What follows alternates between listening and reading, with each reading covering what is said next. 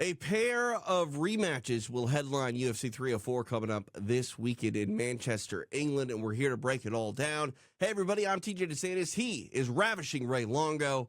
You thought I'd spice it up a little bit, Ray. It's summer. The heat is just blazing out here in Oh, Southern California. How are you on the East Coast? oh, it's blazing on the East Coast too, TJ. It is Man. brutally humid. I'm going to say hot and Yeah. humid. Yeah, It's well, bad. the MMA action is heating up as well. It is a long time coming for a pair of rematches with title implications. Leon Edwards, he defends his title against Bilal Muhammad.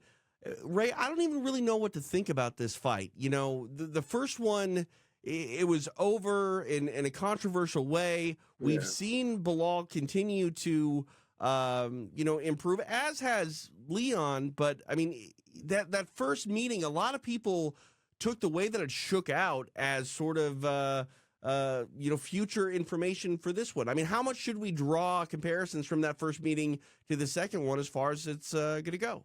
Oh, I don't think there's much to draw from that. But did it even go past a round? It did 18 seconds into the second Into a round, so second round. So we one saw complete round. 5 minutes. I think Leon was looking pretty good, if I'm not mistaken. I'd have to go Yeah, back and look at it. Yeah. So I think the first round's the way the whole fight's going to play out. I think maybe what Bilal learns, he'd have to make this a really dirty, grimy fight. That's the only way I think he wins. He can't sit on the outside with this kid. He's too good. His footwork is good. His takedown defense is good. He's fought some really good wrestlers. He's got really good experience in that department. And I think the longer it stays up, he's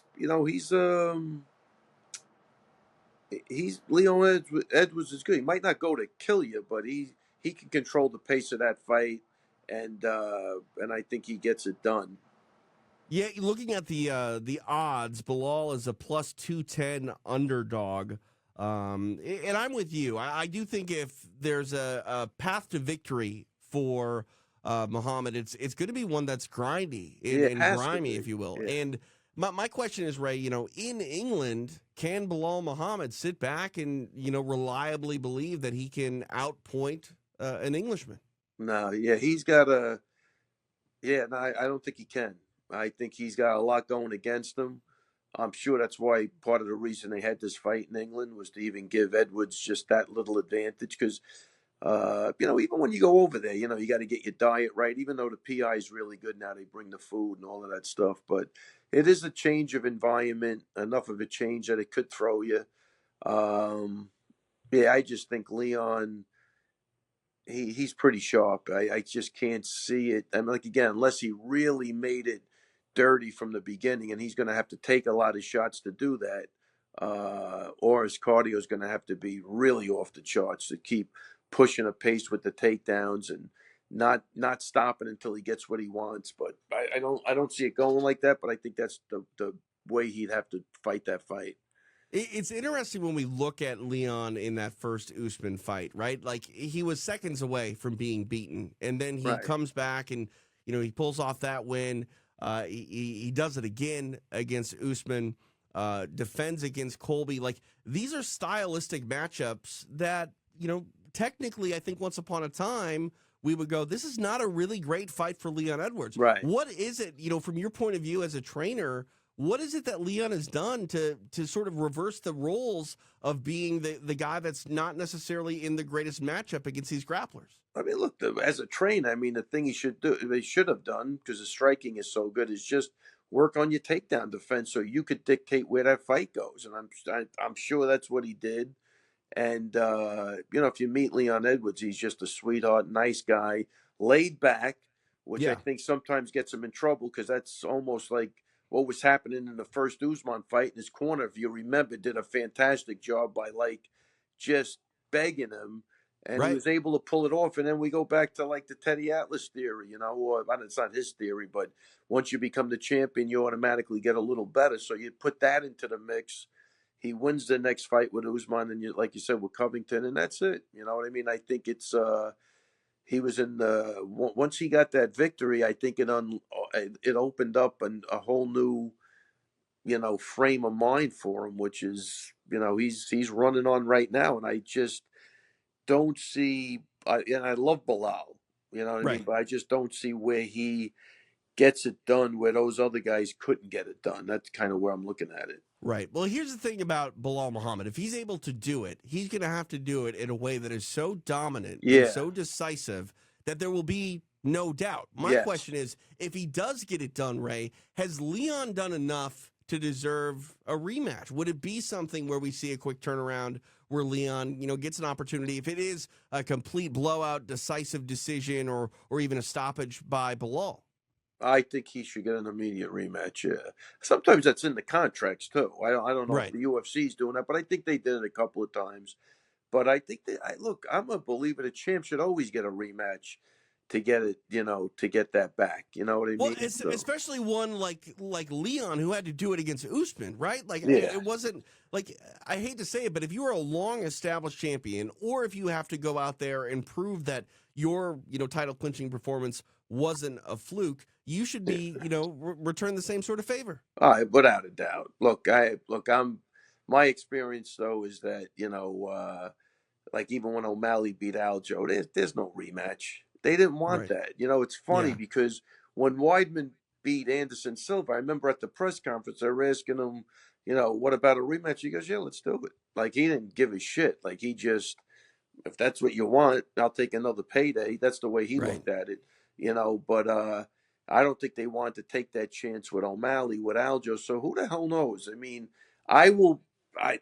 Based on where I think things are, if Bilal wins that fight, it's a guaranteed rematch because I think they like Leon being the champion, but the way they've treated Bilal to even get to this point, they want nothing to do with him. I don't think he's an exciting fighter for them. It's really coming down to whatever they view the dollars and cents or what they want. You know what I mean? So But it's a fight game. It's a business after it's all. a bit. Listen, it's a business. Period. I got Yep. a text from somebody today. They let go of a flyweight that was on a 2-fight win streak.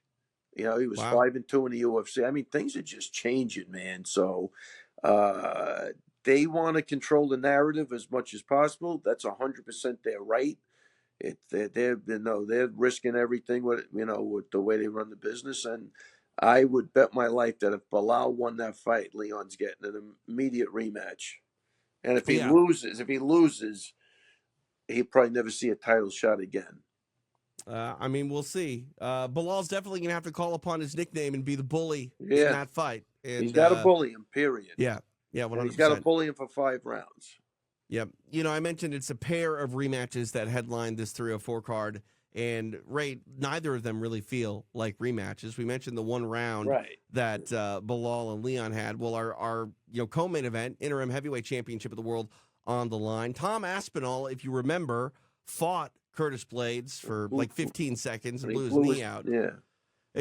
It's crazy to think, first off, that happened 2 years ago, and it's crazy to see what Aspinall has done since then. Curtis Blades is a problem, though. Yeah. Great grappler. If there's a knock against him, it might be his chin, and Tom Aspinall is a hell of a guy to stand in front of and try to test your chin against. What are your thoughts on this co-main for the interim heavyweight championship? Yeah, well, obviously the path to victory for Blades is, and look, he said it himself. Those are the fights he likes. I'll just keep taking the guy down.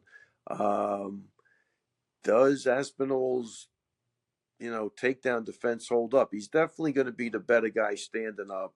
Yeah. Um, and I would even say there's a chance he could put Curtis on his back, and I think that would be really bad for Curtis. But I don't know if it'll happen. But I mean, he is a big guy. He will run right through you.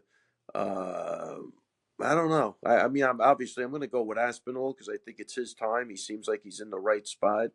There was nothing much to tell from their first fight, so this is a good fight. And if I'm Blades, I'm like, this is my opportunity Yeah. to become heavyweight champ. I mean, this is a big thing right now for him. So he has a way of winning. I'd have to, you got to see how it goes, but he has a way of winning that fight. But he's going to have to do it, and it would be a boring fight for 5 rounds. But that's his path to victory, I think. You mentioned that Aspinall might even be able to put blades on his back. I mean, Yeah. is that from dropping him, or do you think Aspinall out wrestles him and puts him No, there? not it wouldn't be an out wrestle, but I think he, there's certain guys with their athleticism. I'm not even saying he could hold him down, but Right. I think he could surprise him because nobody's looking at him. He's probably looks like he does do like a blast double, no? Yeah, he does. Sometimes, yeah, so Yep.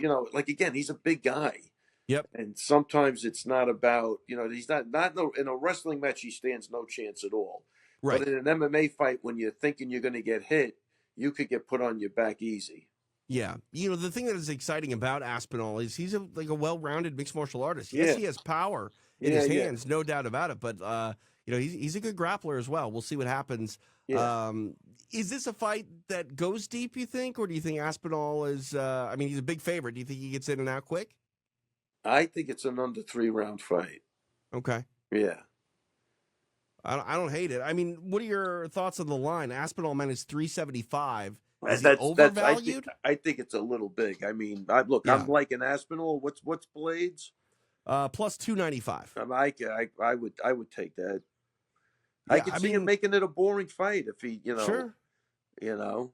I hate to say it, Ray. I'm attracted to those style of fights. Like, I understand that Yeah, fans you want do. action, but if you're able to slow it down and make it ugly, Right. there's something beautiful in that all its own. It always kills me though because and I've gone through this even as a coach that everybody kind of knows what the path to victory is, right? But you Right. would think that that's all they're working. Like Yeah. again, I had one guy lose one time, good stand-up guy, but he couldn't stop the takedown. This was a little bit into it's like, dude, don't even. I don't want to see you near the mitts. Like that's Right. all you're working. You because your Yep. stand-up is good enough that if you could have kept that fight stand, the guy has no chance. But Right. the people love to do what they love to do and what they're good at. Yeah. Instead of really, you know, getting comfortable with being uncomfortable. You know what I mean? Right. And that's wrestling, man. Like you got to be comfortable being uncomfortable. Right. And I I think a mean, lot of people aren't willing to go there. You know what I mean? if you're a black belt in jiu-jitsu, all you should be doing in camp is striking. Yeah, without a doubt. What's the purpose? It's already ingrained in you. Right. Yeah. Yeah. No, So I'm with you. I'm with you. But yeah, I mean, Blades. we're making it sound simple, and I do believe in one area it is, but I'm telling you, I've watched people do the complete opposite and expect the same result. It just doesn't work like that. Yeah, no, I completely agree. So Curtis Blades plus 295, Aspinall favored at minus 375. Your interim heavyweight championship of the world is on the line. I didn't expect that we would see Aspinall have to defend this title. I thought we would get John back relatively quick. It's been forever and a day. It feels like, and now there's even rumors that Aspinall isn't even maybe the second fight for John. There's this talk about obviously Stipe. There's a movement to see Alex Pereira get this fight. I mean, what are you thinking about the top of this heavyweight division right now, Ray? I'm thinking. If you were the man that decided who was fighting who's next? Well, I mean, look, I love Stipe, so I want to see him get his shot. But once that window closes, I think Aspinall should be the guy. I mean, the weight is it's not making sense, right? It's Right. just, I think the higher these guys get, like the McGregors and the John Joneses, they just become unreliable, too. They're kind of dictating the shots because they know they could draw eyeballs and they can make the company money. And that's what's dictating, I believe, everything. Whereas I guarantee you, if they thought that Aspinall, John Jones was $1.5 million by paper, they were 100% doing that. You know what I mean? They're And they pulling the got to trigger. they got to get the Stipe soon. He's getting older and older as time goes by. So Yeah. it's almost like I don't want to see Jake Paul fight his 60-year-old Tyson. And I like to see guys fighting in their prime. You know what I mean? It's just whatever. Hey, I'm not a big hot take guy, Ray, but this might be the hottest take I can have. Yeah. Right now, to me, Tom Aspinall is a heavyweight champion. Yeah, John Jones fought Cyril Gane for not very long. It was well over a year ago. We don't know really what's next. And in that fight with Cyril Gane, Ray, I didn't really see anything that we learned new about John Jones at heavyweight. No. We don't know if he can get hit by the best of these guys at He's not. heavyweight? We Yeah. don't know. Well, he's not standing up even with Alex Pereira. He's just not. He doesn't. I Right. don't think he wants to. But I think he's a freak, man. He's going to get you down. For sure. Aspinall he's going to have a problem with, I think, because of the size. But anybody else who's big that doesn't have to look what he did with Gane made that look. We I didn't know. maybe not learned anything about John Jones, but we learned a lot about Cyril Gane. I don't know what the hell I was looking at there. That Yeah. was absolutely horrendous to be in a fight like that. And I don't know. That's a good case. That guy was controlling everything, standing up too. He was having a good night, and you got to know that's coming. Like Right. that should have been the only priority. Make it even if you go down, get scrambling back to your feet. Make it as hard as possible, so when it goes back to the feet, it's going to open up your game. I mean, Yep. he made that look too easy. I agree with you wholeheartedly. But another fight on this card, featured fight, King Green. Bobby Green takes on Paddy Pimblett. What are your thoughts on where Pimblett's at right now? I think Pimblett, he's definitely still a work in progress. Yeah. He's not a guy fighting for the title in 2 or 3 fights. I think he's in a tough fight here, Ray. No, I'm definitely picking Bobby Green in this fight. I don't care how old he is. There's only one path to victory for Pimblett, and that's to take him down and submit him. And I don't think that's going to be easy to do. And I think Bobby Green picks him apart standing up. Yeah, it's pretty much a pick 'em fight. Minus 115 for Bobby Green, minus 105 right now for Paddy Pimblett. Paddy's going to have to pull off something big here if he wants to win in an impressive way, because I don't think that Paddy can afford to win a decision that most people disagree with. You know what I mean? Like, he's at a point now where, like, going back to even the Jared Gordon fight, like, so many people felt like Gordon was wronged on that night. Paddy don't get me wrong, he's raised, his profile in the UFC. He's done and said the right things, but it's time now for him to really shine if he's going to be the star I think that he and the UFC want him to be. Right. Yeah, he's got to be. Look, I deal with the matchmakers. They want dominant performances too, like that. Yeah. The Jared Gordon. I mean, it's not, that he won. He 100% lost the fight. Like, I think that's pretty clear to a majority of people. He didn't win the fight. But Bobby Green's a different animal. I think he's trickier on his feet. And he was a wrestler, so his takedown defense against Pimblett should hold up. Yeah, 100%. He'd have to. The thing that TJ I don't like with Bobby's, I think sometimes he's having too good of a time. 100%. I was just going to bring that up. You know what I mean? Like, he doesn't get frantic when he should get frantic and get out of there. I think he'd be a totally different fighter. But he can't acquiesce to the takedowns in this fight. Bobby Green enjoys the fight a little too much sometimes. Too much. Yeah. Too much. You know? We'll see what happens. Our friends over at DraftKings, they've released these MMA futures. I don't know if you're familiar with this bet, Ray, but basically you can bet on who's going to be the champion at the end of 2025. Wow. I love it. Everyone's at plus money. Guess who the favorite is to be the bantamweight champion at the end of 2025? Wait, 25 or 24? 25. So where are we now? We're in 24 now, so a year and some change, like a year and a half from now. Why would I be asking you who the bantamweight favorite would be? I'm going to go with my guy, Merab Dvalishvili. It is Merab. Plus 175. Wow. That's a big one. That's a biggie, yeah.